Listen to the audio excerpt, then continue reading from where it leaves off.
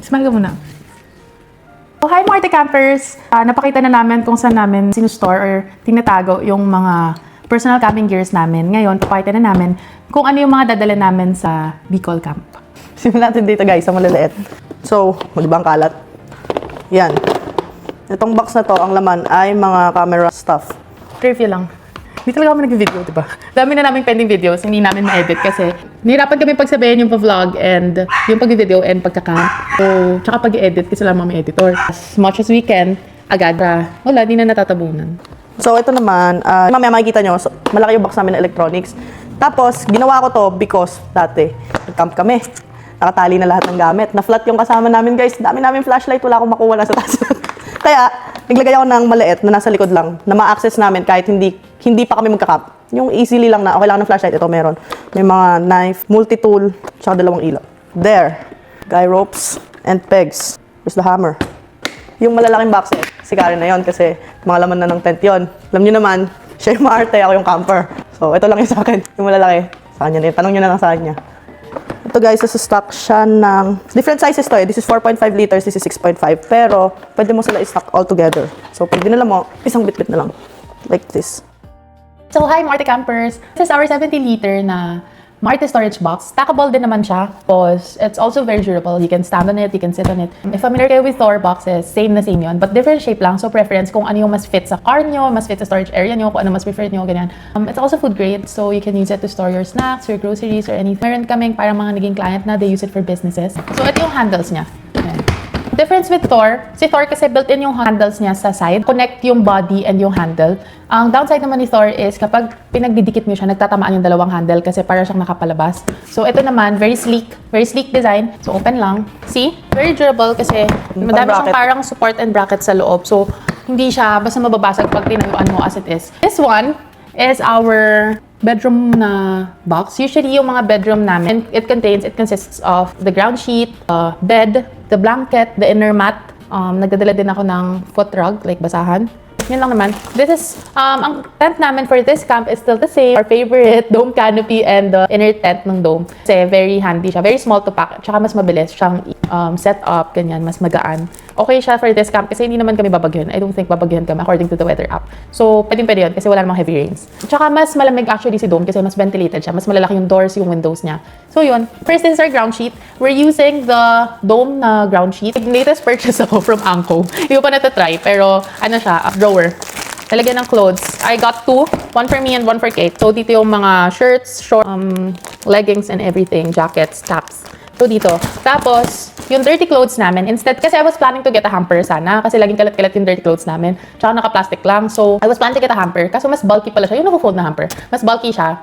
Tapos, my plan is, yung dirty stuff namin, yung mga dirty clothes namin, yun yung ipapasok sa box. So, after namin, kaya nagpalit kami, diretso sa box na yung dirty clothes. Tapos, yung clean clothes namin, lahat nandito. Next is the bedsheet. Ito yung bedsheet na gamit namin. Fleece, blanket, and our inner mat.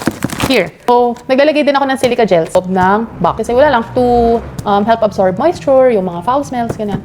Yun lang yung laman ng aming bedroom. Balik tayo sa bedroom box kasi naisip ni Kate na baka kasya tong tent. Di pa namin ito-try pero baka kasi kasya para mabawasan yung load sa likod. Tsaka mo yun. Okay. So yun, ayan, kasya naman siya. So at least nabawasan yung loose items. This is our 50 liters na Maarte storage box, also in black kasi wala, para terno-terno yung mga box namin, matchy-matchy sila. So yun, I'll open this and then I'll show you what's inside. So here, we take off the lid. The first item you'll see is the double bed. Actually, dapat single nga lang dinadala ni Shai. Pero yun, double bed yung dinadala niya kasi these are the stuff that, pinapahiram namin pag we have friends and family na who wants to come with us or who wants to try camping. At least may napapahiram kami. And then, she has her own bed sheet and blanket. Tapos, meron din siyang ground sheet and inner mat. By the way, dalawang ground sheet yung dinadala namin. Dinodoble namin yung ilalim. Layer of protection na rin just in case may mga rock or grass, ganyan. Or ants, nakabutas din yung ants. So yun. Usually when I pack, hindi kasi lang naayos pa. The inner mat first, and then the blankets, the bed, and the ground sheet. The ground sheet goes on top kasi ito yung una namin kinukuha or nilalabas when setting up the tent. So ayan, malaki pa din naman yung natirang space. This is for Maarte Shai. Kasama namin siya this Bicol Camp. This is her bedroom stuff. And by the way, we also make a checklist of what we bring pag nagka-camp para for sure wala kami naiiwan. Okay, so na natin. So, this is another box, another box. So, 50 liters naman. Let's open. So, this is our electronics box. Basta yun, lights and fans and everything. Hindi electronics ang una, pero may hammock. Ayan, yung hammock. Tapos, random ports and chargers. Ayusin ko to later, so dito muna siya. Extension cords, 1. Tapos we have this sticky thingy. This is used to clean our tents, yung mga dust and everything. So, bago kami umalis, kiniklean na namin para pagdating dito, tapos hindi naman basa. Yun na yun, ganoon na namin siya ibabalik. So, yan. Yung pantanggal, ano to? Lint roller. This one, axe. Achoo! So, this an axe, wala, multi-tool din. Available sa Maarte Campers outer gear. So, axe and all the multi-tools that you need. Pliers, screwdrivers, Phillips screws, knives, scissors, and everything. Complete. Flood lamps, magnet. So, pwede siya dinikit sa car pag naglo-load. There's a black dog na, di ko alam. It's also available sa amin, message na lang. We have our radios. Tatanggalin to sa box kasi gagamit ko yun. This one is very nice, like when we have cars, other people with us, so convoy kami. Hindi mo na kailangan tawagan, let's say, 3 car. Hindi mo na kailangan isa-isahin yon to call na, oh, mag-right tayo dito, mag-left tayo dito, or may incoming car, ganyan. So, here, mas madali ang communication. We have our flashlight. So, pag sasamahin ko all our light, kita. So, this is a flashlight, flood lamps. We also have our insect repellent, may light din. This one, we have this. It's a waterproof speaker and light. Super tagal ng battery nito. You can also get it from us. Pero we'll check the availability. Pre-order. Di naman pre-order. Maybe same day or next day delivery to. Kasi wala kami on hand stocks. Kukunin siya sa warehouse. We have 2. Kasi nagko-connect to left and the right speaker. Hindi naman siya super lakas na para kang naka-karaoke levels. But yeah, it's Eco X gear. Tama gear. Ewan ko, pag sa Bluetooth EXO. Hindi ko alam. O, basta yan. Hindi ko alam anong brand. But you can also get it from us. We have this.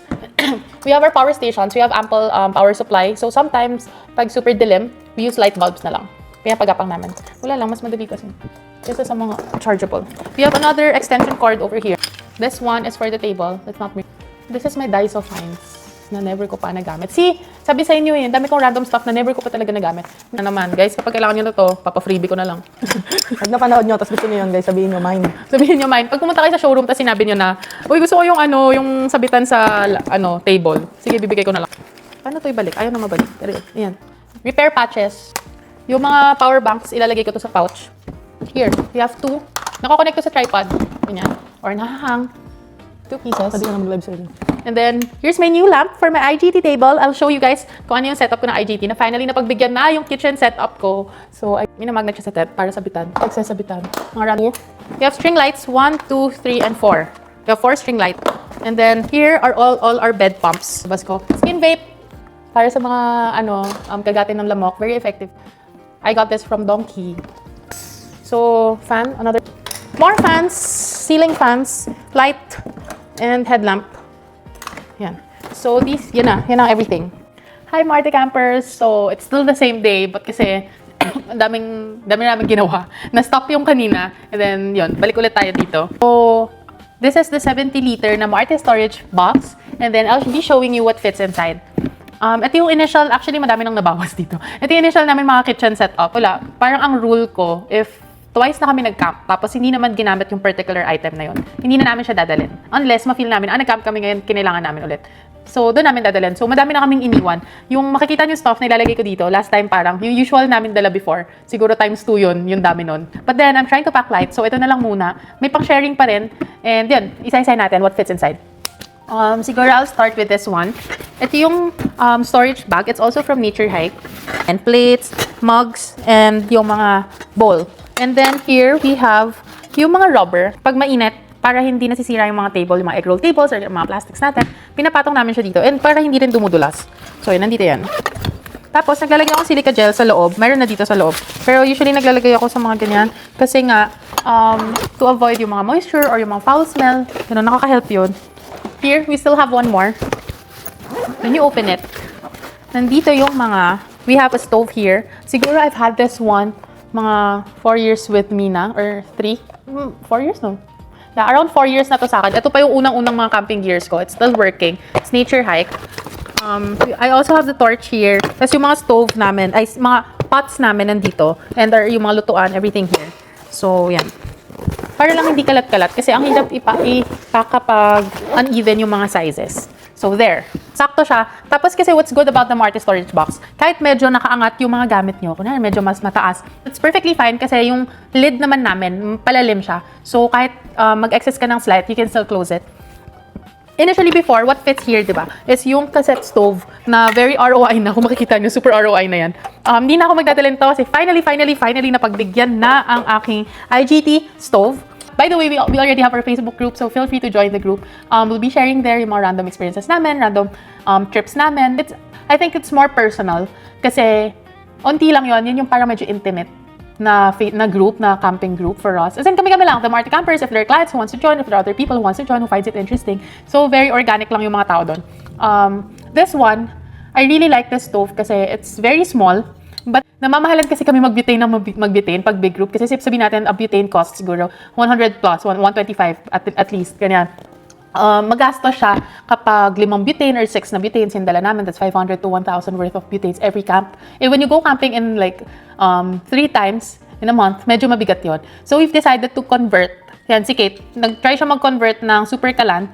So, itong IGT na to, kumuha siya ng mga whatever, kung ano man to, tanongin na lang siya. Kinoconnect na to sa super kalan. So, hindi na compatible pa rin naman siya sa butane pag tinanggal to. Pero, hindi na namin nire-remove kasi sobrang higpit niya. Like, ginagamitan siya ng tool pang higpit para ma-make sure namin na walang leakage pag kinabit doon sa LPG. If you're part of the group, you saw this. Ito yung ginagrinder namin kagabi. Kasi, I wanted a black dog. Wala kasing nabibili, even with Nature Hike. Wala kaming available na half panel kasi ito ng IGT. Meron kay Nature Hike, pero it comes with the table. So, hindi ko naman pwede kunin yun kasi set siya. So, this one, kay Black Dog, may nabibiling per piece lang. Pero super liit nung butas niya. So, we had to cut it pa para magkasya, ma-make sure na kasya to sa loob. So, parang siyang lalabas na ganyan. Tapos, papasok nyo to dito. Ano ba to? Ayaw pumasok. Ayan. So, it's like this. Para pumasok siya. Parang ganyan. So, yun yung purpose niya. Toolbox. It's the 6.5 liter na toolbox. Ang laman naman nito yung mga toyo, suka, ganyan, ketchup, sugar, salt, pepper, everything, the oil, the mantika are all here. And then this one should fit inside also. Para naman lahat ng kitchen nandito. Next box is this one. It's a 2.5 liter limo na Thor. So mga spatula, mga utensils, yung mga tongs nandito, scissors, knives, everything nandito. Yan yun. By the way, ito yung stove. Next, yung chopping board. Pero I think I need to change this kasi it's not as aesthetic. Di ba, hindi bagay. So, I'm gonna look for a nicer one.